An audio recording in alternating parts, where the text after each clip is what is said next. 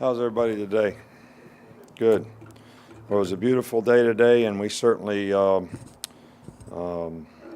happy to see some good weather for us to go out there and practice in. And I think the players responded, and we probably had one of our better practices of the spring. It's been a work in progress to, especially on offense, with so many experienced guys and losing so many experienced players that. It's created a lot of opportunity for a lot of young guys. We like the way they're working and improving and responding to that, but obviously the only way we're going to get experience is for those guys to be able to play. But I do think the offensive line has, sort of come together pretty nicely, and, Jake seems to be pretty comfortable with the quarterback position, as has all the other guys getting an equal opportunity at that job.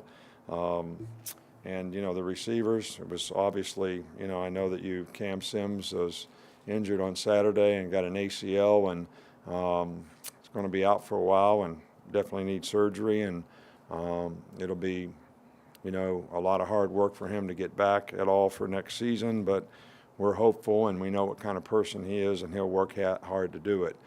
Defensively, we have a lot more players coming back, so the defense has done a pretty good job. I like the energy and enthusiasm that they've played with, and some of the things that we didn't do last year that we're making improvement on, so we'll continue to do that. I'm sure that everybody got the statement from yesterday on Jonathan Taylor's dismissal from the team. I think it's very unfortunate, but, the guy came here with some very specific guidelines and zero tolerance, and, obviously didn't live up to that. And while we've created many opportunities for players through the years, and sometimes those things have worked out extremely well, and we're sad to say in this case that, it didn't, and we all take responsibility for that. We have a good program here at Alabama, and we have a lot of good players who have done a lot of good things in this community on our team and how they've represented the university, and I feel like we have a lot of people here who have positively impacted players. And though I'm very, very sorry about the way this, worked out, we're going to continue in the future to create opportunities for people that we feel, have the right stuff. And obviously, it's not always going to work out, but we're also going to stay focused on all the good things that we've done in the past, and how that has helped our players in the past have a better chance to be successful in life. A little disappointed in Geno Smith, and when he does a few things that he needs to do over the next few days, and he's going to have quite a bit of things that he has to do in the future, which I'm not going to be willing to share with anybody. It's kind of a private matter. Then he'll be back on the field, and we'll allow him to practice again. But our focus right now is to try to help Geno in every way that we can, do things that we need to do so he can be a productive person, a productive student, and a productive player. He's always been a good student, and he's always done a good job, and he's always been a good competitor on our team, and has always set a pretty good example in terms of how he's played. From an injury standpoint, other than Cam Sims, we really don't have anything else to report. And we'll certainly got a long way to go. I think we made a lot of progress. We've got one more practice before we scrimmage on Friday. I hope we can clean a lot of things up, and it'll be interesting to see how guys go out there and respond to, a scrimmage type environment where they have to be responsible to make the adjustments and be able to compete and play the next play. We spent a lot of time trying to create an identity with this team in the offseason, something that I was a little disappointed in the way we finished last year, in terms of the kind of relentless competitive attitude we have, the discipline we have to execute and do the things that we need to do to have the mental toughness, no matter what the circumstance is, to be the best that we can be, to take care of the ball, to get turnovers. We've got a lot of things that we need to do this spring to reestablish the identity that we want to have as a football team.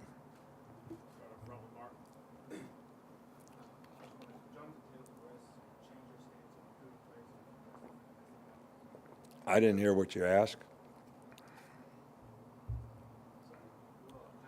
arrest change your stance on recruiting players who've been arrested for domestic violence? Well, I think you learn from every experience, and we certainly learned some things from this one. I certainly don't condone, that kind of behavior, especially when it comes to how females are treated, and that's something that we try to create a lot of awareness for with our players, and we would certainly be very cautious about any player that had any character problem, but especially something like this would be something that we would be very careful about, in the future. But I will say this, we will continue to try to create opportunities for players and try to help them be successful. And even in Jonathan Taylor's case, if there's anything that we can do to help him overcome his issues and problems, we'll certainly try to help him be successful. But right now, the guy just cannot be on our football team.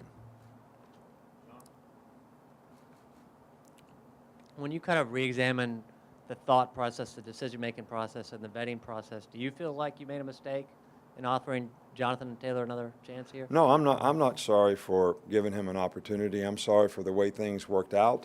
I'm not apologizing for the opportunity that we gave him. I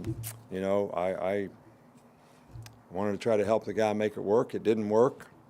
So, we're sorry that it didn't work, and we're sorry that there was an incident, and we're sorry for the people that were involved in the incident. But we're not apologizing for what we did, and we're going to continue to create opportunities for people in the future. And we'll very, very closely evaluate anyone's character that we allow in the program, because we all have a responsibility to represent the University of Alabama in a first-class way, not to say how we should represent ourselves and our family. Do you think his situation could have any effect on admission requirements or requirements for your program in terms of who you would let in moving forward?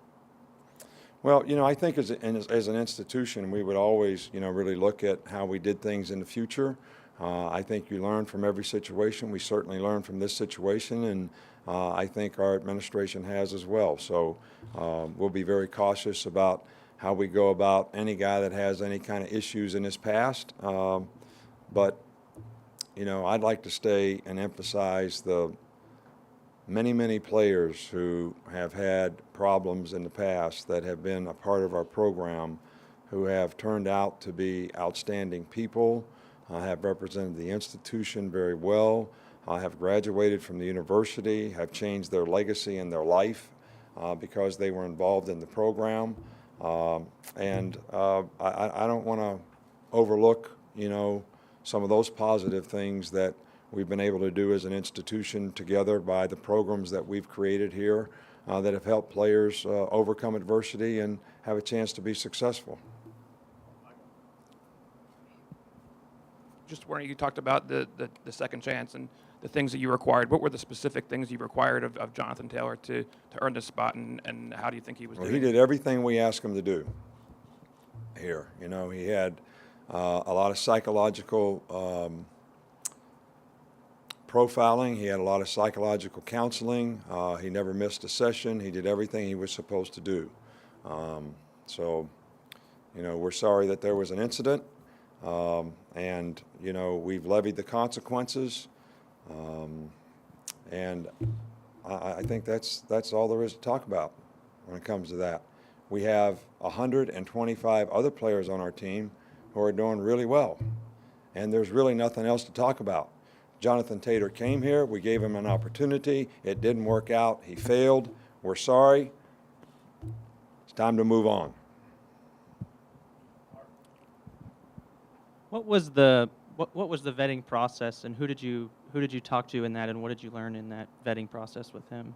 I don't know what the question is. What was the vetting process like with him beforehand, and who all did you speak to, and what did you learn from that?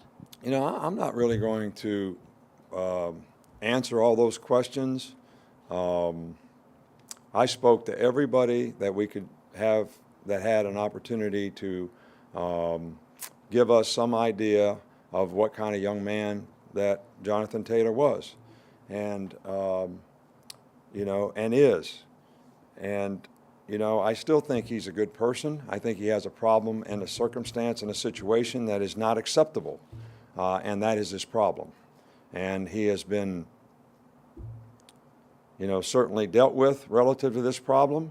So I'm going to say it one more time. I don't know what else that we need to talk about here.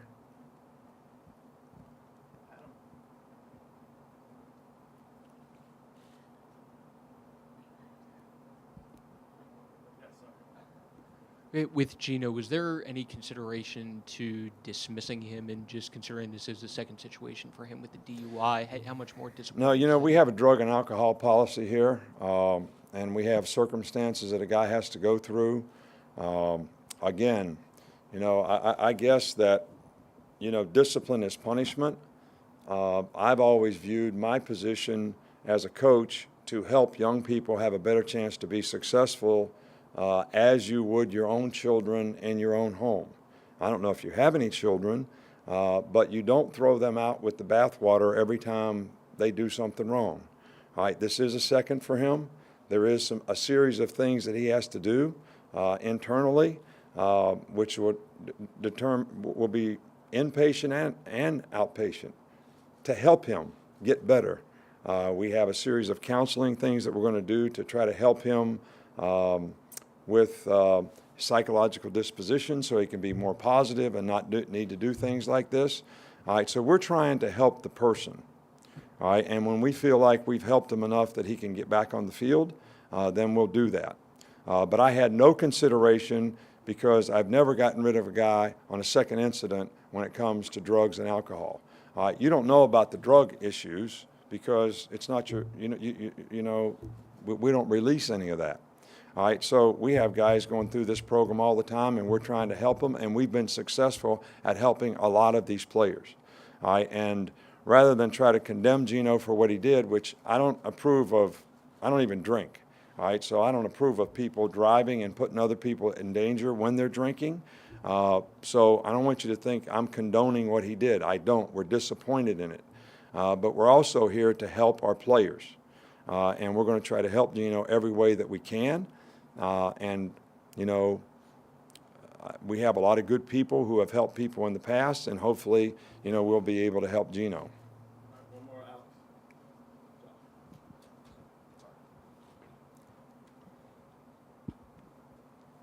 Was there any, you said he underwent psychological counseling, Jonathan Taylor, but did he specifically domestic violence counseling?